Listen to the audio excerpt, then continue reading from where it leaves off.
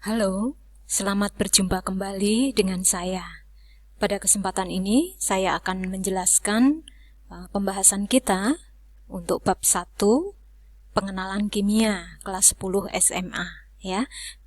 Dalam bab atau subbab terakhir, yaitu mengenai penggolongan materi. Kita lihat.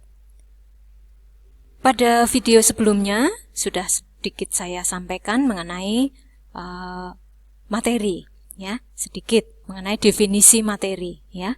Materi atau zat adalah segala sesuatu yang mempunyai massa dan menempati ruang, sehingga semua benda yang dapat ditimbang dan menempati ruang merupakan materi.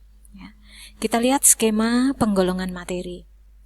Materi terdiri dari zat tunggal dan campuran. Zat tunggal ada yang berupa unsur dan senyawa. Unsur ada yang berupa logam, non-logam, dan metaloid atau semi-logam. Kemudian kita juga akan belajar mengenai senyawa, zat tunggal yang lain, ya. Kemudian campuran. Campuran berdasarkan sifatnya ada yang homogen, ada yang heterogen, ya. Kita akan belajar ada larutan, suspensi, dan koloid. Ya.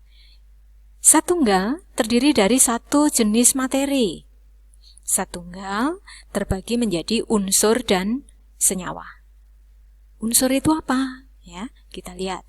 Unsur adalah zat tunggal yang tidak dapat diuraikan lagi menjadi zat yang lebih sederhana melalui reaksi kimia biasa. Unsur hanya tersusun dari satu jenis atom yang dituliskan dalam lambang unsur atau lambang atom.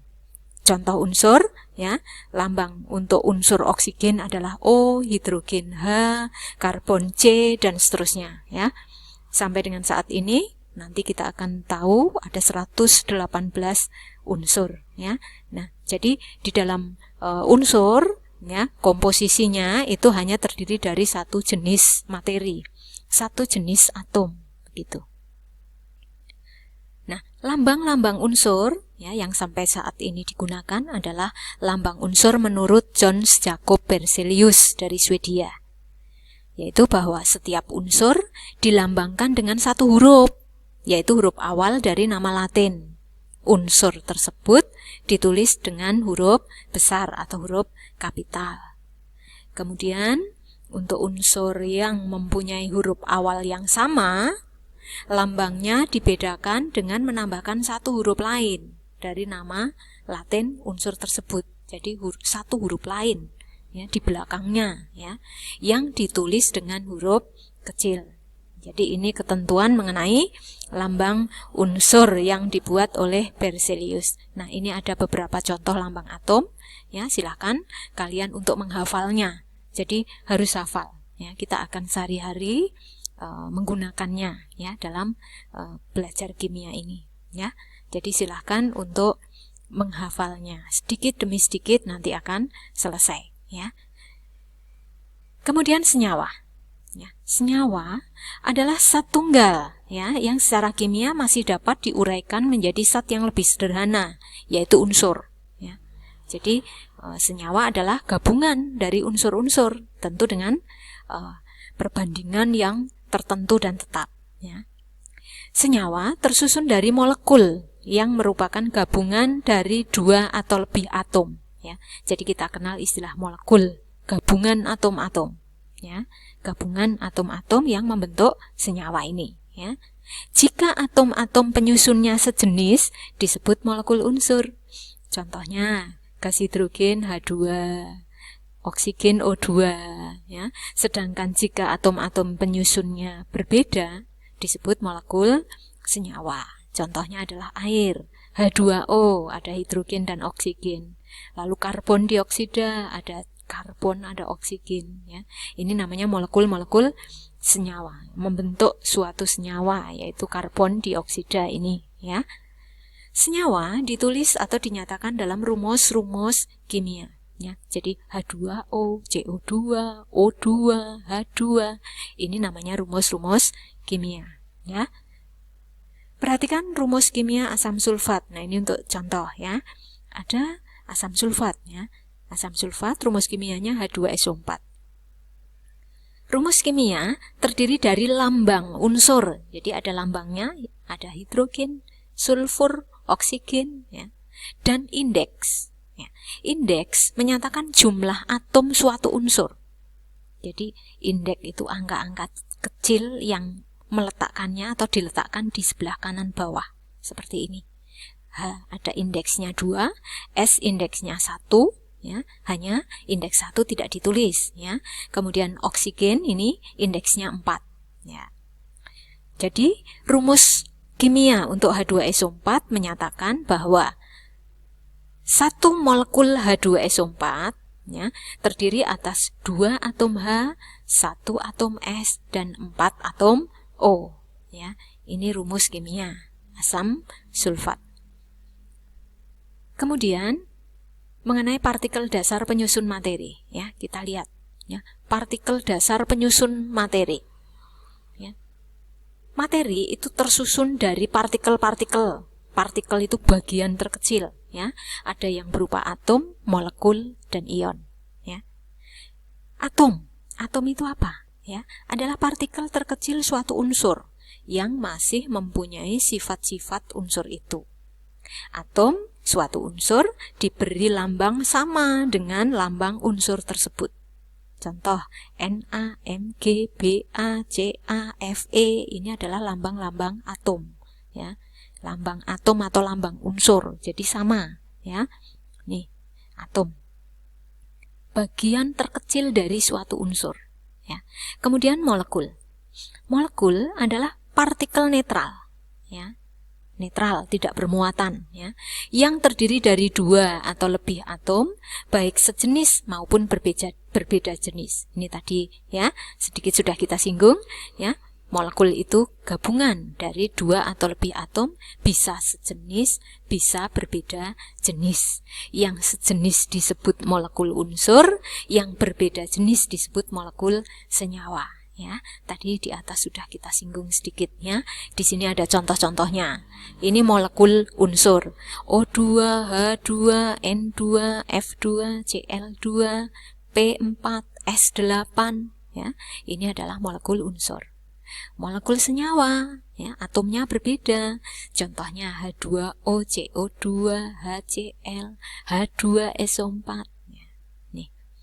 Kemudian ion. Ion adalah atom atau kumpulan atom yang bermuatan listrik ya. Ion yang bermuatan positif disebut kation. Yang negatif disebut anion ya.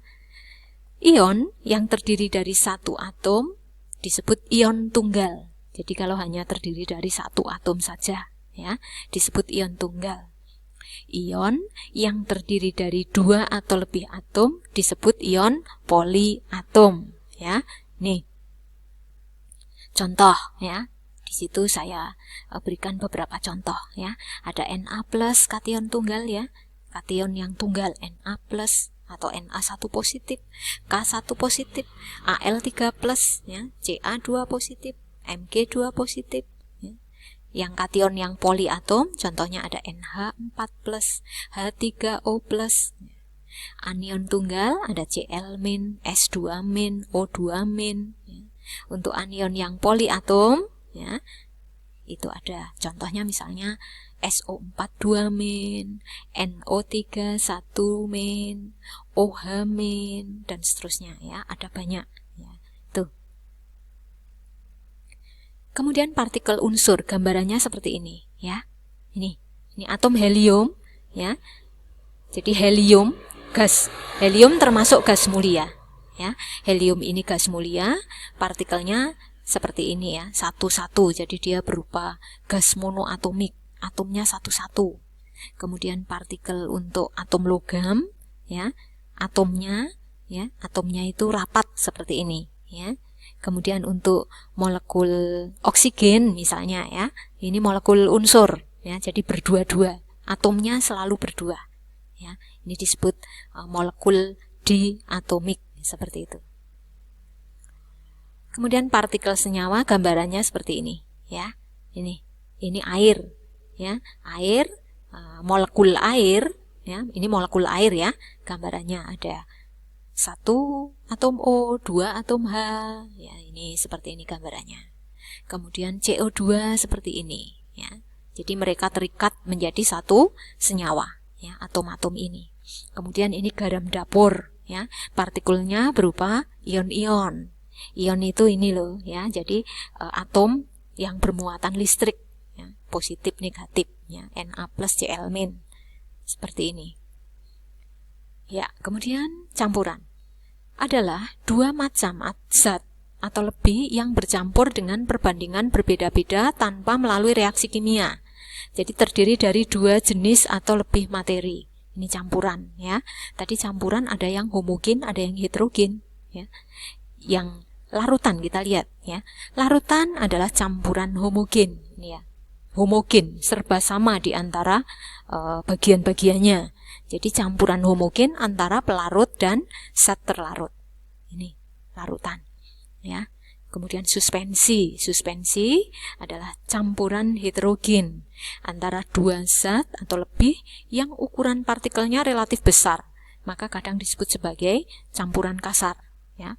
Keberadaan partikelnya tampak secara kasat mata tanpa menggunakan mikroskop ya. Jadi contohnya misalnya kita mencampur ya, air dengan pasir ya. Ini air dengan pasir akan menjadi campuran yang disebut suspensi. Kalau air dengan gula menjadi campuran yang disebut larutan ya. Kemudian satu lagi yaitu koloid ya. Koloid yaitu campuran yang ukuran partikelnya terletak antara partikel larutan dengan suspensi.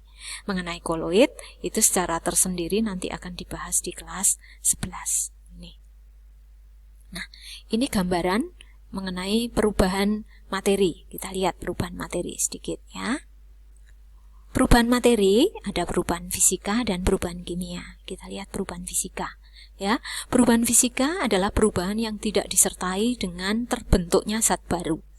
Ya, jadi contohnya hanya perubahan wujud saja misalnya ya, seperti ini ya. Jadi perubahan dari gas menjadi padat ya, disebut menyublim. Kemudian dari gas menjadi cair disebut kalau mencair ya, mengembun, mohon maaf ya. Jadi mengembun ya, mengembun. Kemudian dari cair menjadi gas disebut menguap. Dari padat menjadi cair ataupun dari cair menjadi padat. Jadi hanya berubah wujudnya saja ya, tidak ada zat baru. Perubahan yang kedua ya, perubahan materi yang kedua disebut perubahan kimia ya. Perubahan kimia adalah perubahan yang ditandai dengan terbentuknya zat baru. Perubahannya bersifat tetap ya. Perubahan kimia itu kita sebut sebagai reaksi kimia. Kita akan sehari-hari sekali mendengar istilah reaksi kimia ya. Ciri-cirinya apa ya? Terjadinya perubahan kimia ini ya, atau terjadinya reaksi kimia ini ya, ada 4 ciri-ciri yang bisa kita amati ya, yaitu ada perubahan warna, perubahan suhu, pembentukan endapan dan pembentukan gas ya. Jadi salah satu indikator ini saja terbentuk atau terjadi, berarti terjadi perubahan kimia atau terjadi reaksi kimia seperti itu ya. Jadi demikian mengenai materi ya. Untuk pembahasan selanjutnya ya, kita sambung, kita lanjutkan lagi nanti dalam video selanjutnya.